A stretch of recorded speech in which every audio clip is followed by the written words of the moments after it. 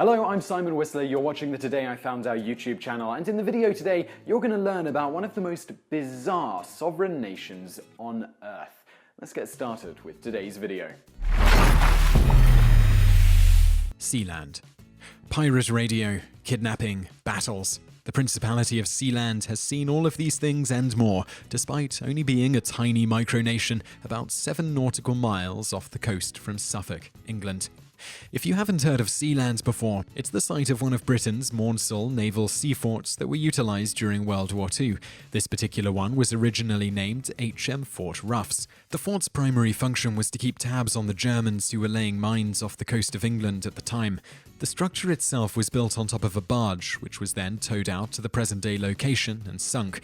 Within about 30 minutes of the barge settling on the ocean floor, the crew of about 100 soldiers had it up and running. The fort itself can accommodate up to about 300 people.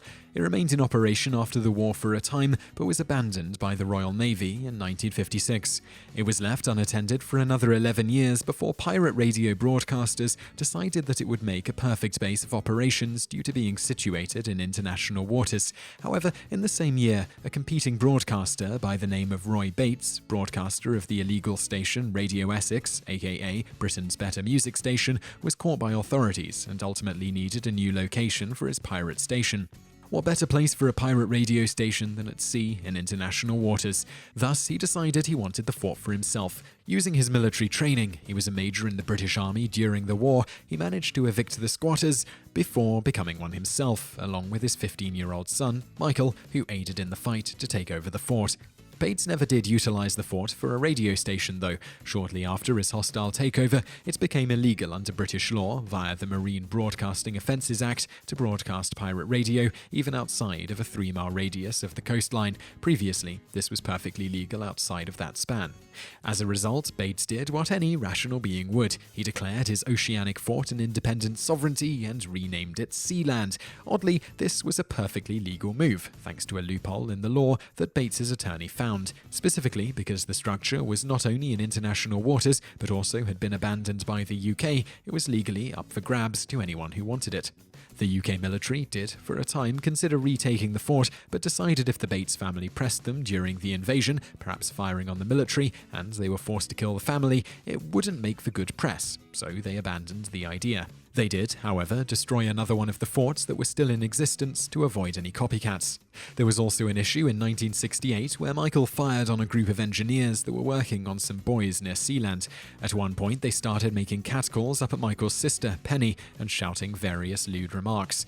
Prince Michael didn't take kindly to the Princess of Sealand being spoken to in such an uncivilized manner, so fired several warning shots to shut them up. It worked, but he was arrested once he returned to the mainland. However, because the event took place in international waters and the platform, according to the court, was no longer under British jurisdiction, they let him off scot-free. This was a landmark ruling, as now the British court system had officially declared the fort free from British rule.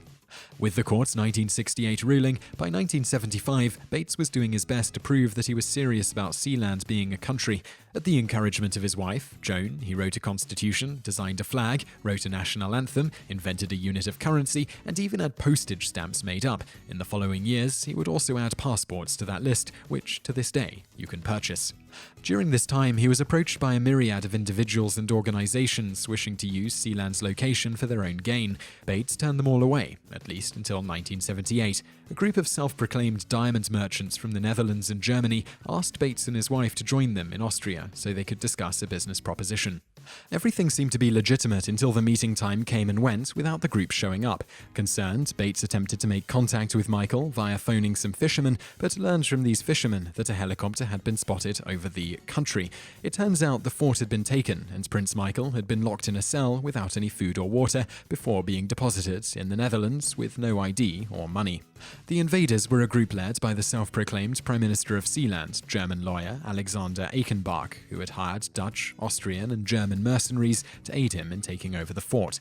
Bates wasn't going to give up his country so easily, though according to Michael, was furious that his son had let the helicopter land. The fort itself is actually reasonably hard to invade, given that there are no ladders or any such method of scaling from below, and the only other way to invade is via helicopter, which is easily fended off with rifles, assuming you aren't being fired on yourself, which Michael wasn't. Once reunited with his son, Bates and Michael armed themselves and enlisted the aid of a helicopter pilot who had worked on the James Bond franchise, which is very fitting here. According to Michael, they approached the fort into the wind to mask the sound of the helicopter and chose dawn to strike when the invaders were likely to be groggy or still asleep, but there was still enough light to attack by. Michael and his father slid down ropes that were suspended from the helicopter, the former armed with a sawed-off shotgun and the latter with a pistol.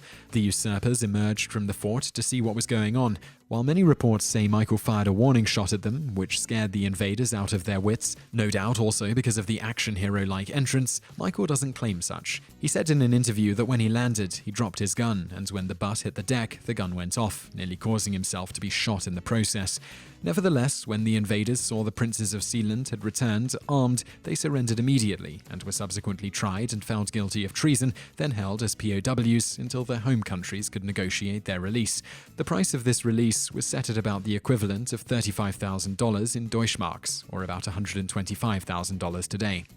Those nations appealed to the UK to intervene to get their citizens back, but the UK government declined to step in, citing the 1968 court decision concerning Michael's shooting at the engineers, where the court had declared the fort independent of the UK. Thus, they were absolved of any responsibility or obligation in the matter. This was a double win for the Bates family, as once again the UK government seemed to be supporting their claim of sovereignty.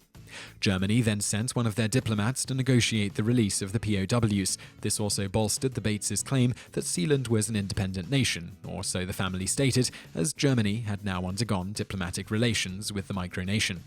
After a couple of weeks of negotiation, the Bates family let the invaders go. However, once back home, the ousted Prime Minister of Sealand, Archenbach, set up the Sealand rebel government as a government in exile and the true rulers of Sealand. No one else bothered to try and utilize the country again until the Falklands War in 1982. Some Argentinians asked Bates to sell Sealand to them due to its proximity to England. He respectfully declined. These days, Sealand generates income by offering titles to regular Joes like you and me. For a mere £29.99, you can become a Lord or Lady of Sealand, or if you've got extra cash to blow, you can shell out £199.99 and become a Count or Countess of the micronation. The future of Sealand is somewhat ambiguous at the present time. Prince Roy, I don't know why he didn't go straight for King Roy, passed away in 2012, leaving Prince Michael as his heir, himself up there in years at 62, though he does have two heirs, Liam and James Bates. As for the years ahead, there has been talk of expansion and the possibility of opening a casino or resort on site. Bonus facts. In 2008, representatives of Sealand won the World Egg Throwing Championship. Sealand participates in various sporting events, often with athletes from various nations volunteering to represent the nation. Bonus fact 2. In 2007, the popular torrent site, the Pirate Bay, attempted to purchase Sealand, but were turned away. The Bates family are loath to allow anything so controversial to exist on the fort, for fear the UK may decide to retake it after all these years. That said, in 2000, Sealand became the home to Haven Co., a data hosting service company, with Michael Bates listed as one of the directors of the company. The company later ceased to be in 2008, but in 2013 was resurrected. Bonus fact 3. The official motto of the Principality of Sealand is E Mare Libertas, from the sea, freedom. So I really hope you liked that video, and if you did like it, click like below and leave us a comment to let us know what you think. And also check out a couple of our other videos, which are linked to on the screen now, and don't forget to subscribe for brand new videos every day. Thanks for watching.